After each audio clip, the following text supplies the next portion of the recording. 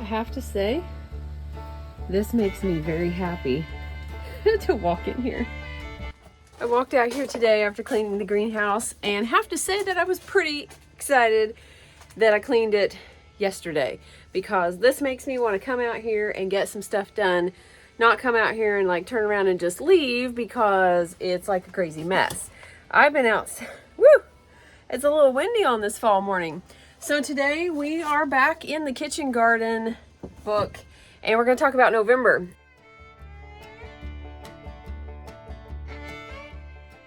Of course, there's less things to do this month, but there's still important things to do. And especially if you are planting or if you have crops going over the winter, then you do have more things to do.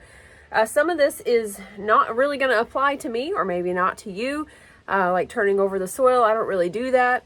It's got a lot of good things in it, just like I've been sharing with you over the last few months. So I've done really well. I hope that I've gone through this book, but I almost forgot.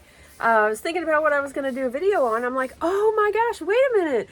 I haven't shared an October garden tour, and which you just saw this week, and I hadn't shared what to do for November, which I'm actually filming this before November, but can you believe today is actually November when this comes out? It's crazy. So I'll have one more month of this, and then we'll just have to go back. I'm not going back through the book, but you have the videos. Or you can get the book. I'll leave it linked below. But let's go ahead and go out there. I've got some things that I didn't know, like my fig trees, and I didn't know about them. So I'm going to share those with you in case you don't know. Let's go. Now the garden is still a little bit of a mess. Remember, I just cleaned out the greenhouse and I haven't really got to this yet. So this is on my project for this week a little bit. But first, we got to get some November chores done and things. I am going to be so glad to get this raised bed garden redone, because I just, yeah. It's kind of weird because I actually have somewhere to sit, like, because all these are cleared out. So November, there is less to do, but we still have things that we have to do now, along with shorter days, which right now it's, I don't know, it's almost 8 o'clock. It's kind of cloudy. The sun doesn't come up around here until close to 7. Of course, we're getting ready to, our time change is a week and a half, I think, which I'll be glad, because then, you know, it's like earlier when the sun comes up, sort of. But anyways, so we've got shortened days and wetter month. So we're going to be getting more rain. Like this weekend, we have rain moving in. We've got rain moving in next week. So see, I should have already had the raised bed garden done, or at least moved. My husband's like, you probably need to do it before the rain comes in. Oops. So gonna have to work with what we got and see how it goes. Now, if you're in colder climates, you may not be getting a lot of rain. You may be getting a lot of snow, but you're gonna be getting a lot of precipitation. So we're gonna be pruning this month. We're gonna be just basically cleaning up some things. Like I've been cleaning up my greenhouse. I'm gonna be cleaning up the garden. You just wanna get everything cleaned up and ready to go. So when spring comes around, you will be ready to go. You won't have cleaning to do and you're gonna be dreading it. So you just wanna do it as you go. Kind of spread it out over the winter if you can. You know, go ahead and get those things like in-ground cleanups done before the soil gets frozen, if that's where if you live in a climate like that, like we do. And then you can spread those other things out throughout the other months. You know, if you've got to do like cleaning out the greenhouse, or if you got to clean out a shed, or if you got to clean up just trellises or stuff like that, you can save that for later. All right, top task for November. Actually, we might be harvesting. I'm going to be. We can pick some things, we can sow some things, plant, prune, dig, cover, and remove. Now there's actually some vegetables, salads, fruits that we can be harvesting. So a lot of those cold hardy plants like Brussels sprouts or cauliflowers, broccolis, we can do if you planted radishes. See what else we got. So green beans. So I have my 1500 cave beans. Those I'm just letting dry on the vine. So I'm going to be harvesting those in November more than likely, because not all of them have dried out yet, but I'm going to have quite a few. So that's a great thing to do, is to leave your beans, or if you have beans, you can not overwinter, but you can let dry out and save either for seed or for hard beans or whatever it might be. Brassicas, kale, kohlrabi can be harvested this month. Sprouting broccoli, you could do turnips, Swiss chard, you could do, even some people have raspberries up until frost. I don't have raspberries. I have black raspberries, but they're like July. So definitely not those. But now if you planted carrots, you could be harvesting carrots or cabbages. You could be doing celery. There's lots of different options, leeks and lettuces. So lots of good green, you know, spinachy things that you could be harvesting. Now, we're going to talk about sowing and planting in November. We can still sow and plant some things, depending on, of course, where you live. If you live in a really cold climate, you're probably not going to be planting in the ground. You might have to use a cold frame, or you're definitely going to have to use cover. Like, I'm going to try to plant in the greenhouse this year. I'm not really sure if we're actually going to get the plastic on the caterpillar tunnel. I don't know. We're going to wait and see. I'm just waiting for a day that everybody's here and that it's not windy, because it's kind of hard to like plan ahead, because if I plan ahead and everybody's here and it's windy, it's going to be really, really difficult to do it. So I think we're just gonna, I don't know, we're gonna see. I'm hoping to get it on though. But there are a few things you can plant in winter, in November, depending on your climate. Of course, you live in a warmer climate, then you could probably plant all kinds of things. But I'm kind of midway, we're in 6B, so I do have a few things I could pick from. Now, broad beans, if you wanna plant broad beans, you're gonna have to plant some that are like an early variety that don't take as long. Your garlic needs to be in the ground. I don't ever really remove all of my garlic, so I can show you that actually, and show you where it's already coming, it comes back up. I just leave it. Rhubarb, I have my rhubarb planted. If you saw in one of my videos earlier this year, I did get rhubarb. Now it says that it is a good time to buy and plant rhubarb now that it's dormant. I bought it in the summer at Menards, so I don't know, we'll see. It did come up, so we're gonna see what it does next year, see if it lived. This is also a time while it's dormant, if you want to propagate it. Maybe your rhubarb is like huge, you want to split it up a little bit, you can do that. Bare root fruit trees, this is the time to plant those. So if you have bare root fruit trees, you can plant those because they're dormant. Usually in the spring when those trees are out at Rural King or wherever it might be, they're not bare root, they're in the big pots, and they're not dormant, and you can plant those then. Blackberries and raspberries, planting, they're dormant. Those canes are dormant, so you can plant those. Same thing with currants and gooseberries. And grapevines. Grapevines you can actually plant now, or you can wait until, say, Marchish is what it says. Now, I'm not going to go on a rundown of planting a bare root fruit tree. You can look that up. But let's go look at the garlic really quickly. And we'll stop right here at the beans. You can see that this plant is dying off. And now you can see how many pods are on here. And you can see that some of them are still green. So this still has a little bit. But these right here, these are dry. And I'm not going to mess with them too much because I don't want them to break off and just drop down in there. But I will be harvesting these probably in November because these are still green. You can kind of see they're starting to die off. But there are quite a few that are ready. But we're just gonna have to hang on and wait just a little bit. All right, let's go over to the garlic and go under my morning glory tunnel, which, bad idea. Don't plant morning glories unless you want to keep them forever. It was a bad idea. Okay, garlic. So this is where I keep my garlic. I really didn't know how to plant garlic, and this is where I put it. This was garlic from my grandma, and I put this up here a long time ago just to keep it from falling over. But as you can see, I have garlic already coming up. So I just do not remove all of it from the ground, and it comes back up. And I just pick what I need and leave the other bulbs. It comes up, and that's probably maybe not the best option, but that's how I do that. Kind of like just no, I don't know what the word I was looking for, but it makes it a lot easier for me. I don't have to worry about it. Now, these elderberries, I'm waiting for them to lose their leaves so I can move them. The two from our property that I transplanted, that I propagated, they're huge. I have to figure out where I'm going to put them. The other ones aren't as big, but they actually flowered and had berries on them this year, which I just kind of left, which is probably not a good idea because I may have more come up. I do need to move all these, but they've grown quite a bit, and I have to wait until they're, I guess, dormant, or, I mean, that's the best time, I guess, to do that. All right, time for those jobs in November, and we're going to go out here to the fruit tree a little bit, fruit trees, because this is what I learned. I learned something interesting about the fig trees that I have, and I'm going to share those. But we do want to clear away any old plants, unless you're using it for compost, kind of like I am. I am leaving the roots, so when I clean out a bed, hopefully whenever I clean up the raised bed garden, my plan is to leave the roots, just cut them off and leave the roots for more organic matter.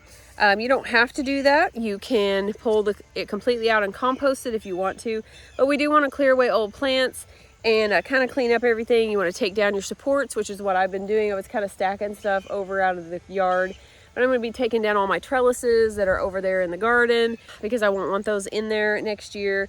You want to weed. Just make sure you don't have weeds everywhere. You don't want weeds growing over the winter and then have problem in the summer or in the spring.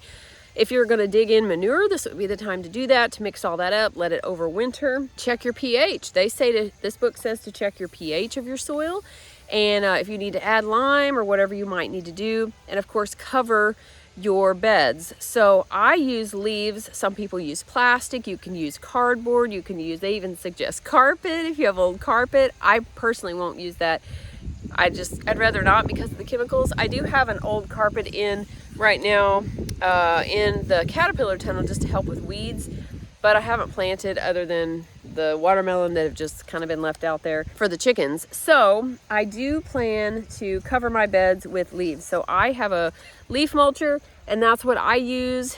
Is it mulches it up really good so it's not as big of pieces and it stays in the bed better. So that's what I do for my raised beds. I've used cardboard before. Sometimes I'll cover it with leaves and then put cardboard over the top of it. Sometimes I just do cardboard. It just really depends.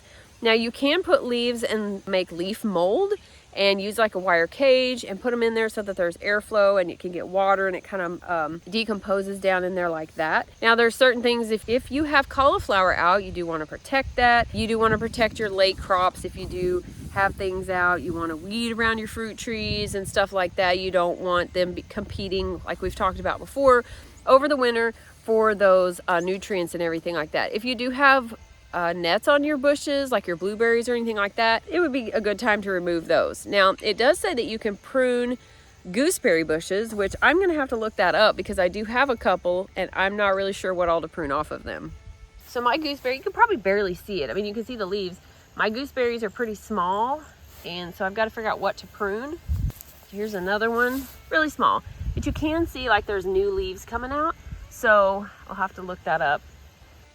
Now I did kind of learn how to prune my other fruit trees, and I will be doing that here over the next few months, especially, what does it say?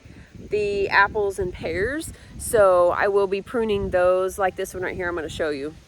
This one right here has actually grown quite a bit. It was not this big, so I am going to be pruning, but I've got see these new shoots in here coming straight up. I will prune those out of there and kind of open it up a little bit and just kind of make it, I don't know, what should I say, a little bit smaller. I don't want it as tall. I want to be able to reach the top if it were to flower. I have not gotten anything off of this, but you can, are those buds? Are those buds on that tree? I don't understand. I don't even know what tree this is. And I'm pretty sure it has flower buds on it. It's like the end of October. I don't know. That's kind of weird. I mean, we have had weird weather. I was trying to look at some of these other trees. I don't see any buds on them. Okay, so maybe I won't trim that one quite yet. We'll give that one a little bit of time. I do need to trim these other trees.